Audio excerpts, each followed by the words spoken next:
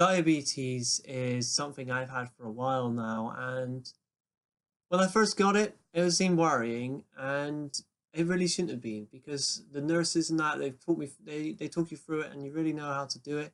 So when I first got it, we knew that you shouldn't be having sugar and stuff, but the first thing we went and done is we went to the doctors because I was really weak.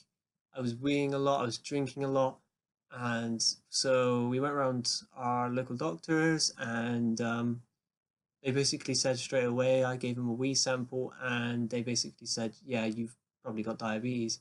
And being the smart people that we are, not knowing much about diabetes, we went straight down to Greg's. We went and bought like a pasty and stuff. We did buy some Diet Cokes, so we knew a little bit, but we went and bought a pasty and stuff like that.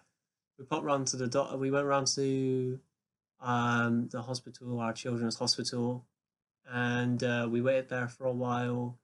They ran tests, and basically, when I was there, I was committed to the hospital, and I stayed there. I don't know, I can't really remember, about a week ish. I was getting worried because it was very close to my birthday, and I thought that I wasn't going to get out for my birthday, but I did.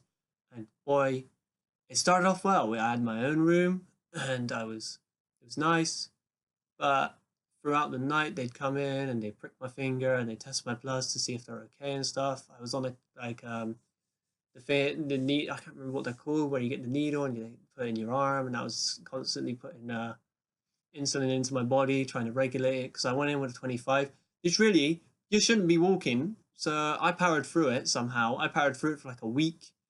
Um, I lost a lot of weight, and I powered through it. I don't know how. The doctors don't know how. I really should have collapsed by now, but I hadn't. So I was put in there. Then they moved me onto a ward, which was horrible because it was me. There was like another person opposite me. They had pretty much the same name as me, but so that got confusing. So they had to move him out, and he was like one of the older ones. And basically, they have these boxes with a TV on them, and there was only like two per ward. So what you had to do is you basically had to fight over the TV. And so basically what I did was you just had to wait. So when someone had a TV, you had to wait for them to leave, and then you had to you had to get over there, take their TV, bring it back to yours, and basically watch it. But yeah, that was basically it. When on the last day, my mum was there, and we were just watching crime shows on the TV with the curtains around and that. And then they said, basically, they came in and were like, well, we can discharge you tonight, or we can discharge you tomorrow.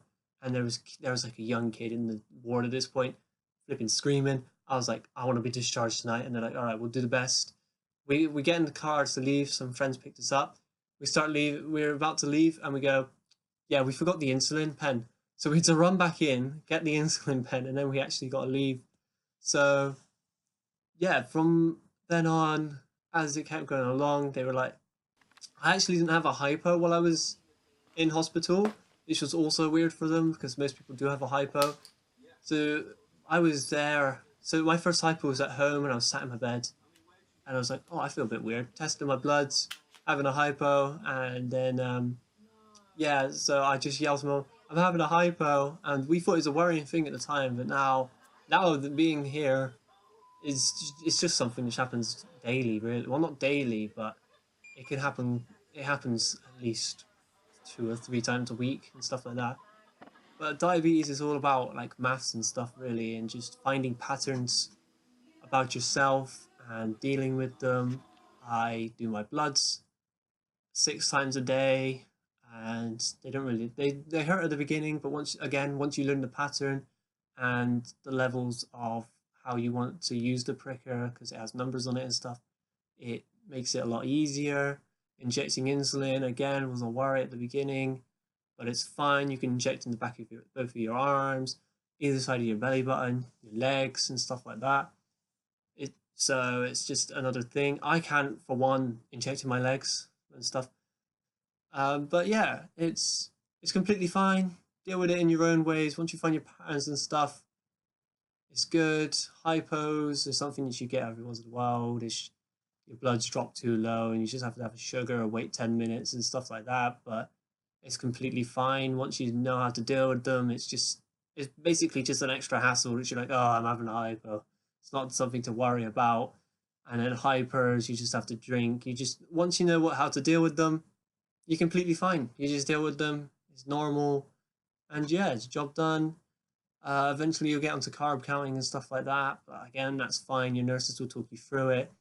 It's just simple once you know how to deal with it. Once you've lived with it for quite a while, it's you're just done. Yeah. So hope you learned something new. Hope you listened to something which I said, and don't worry about it. If someone you know has it, don't look at them differently. We're just normal people. And yeah, see ya.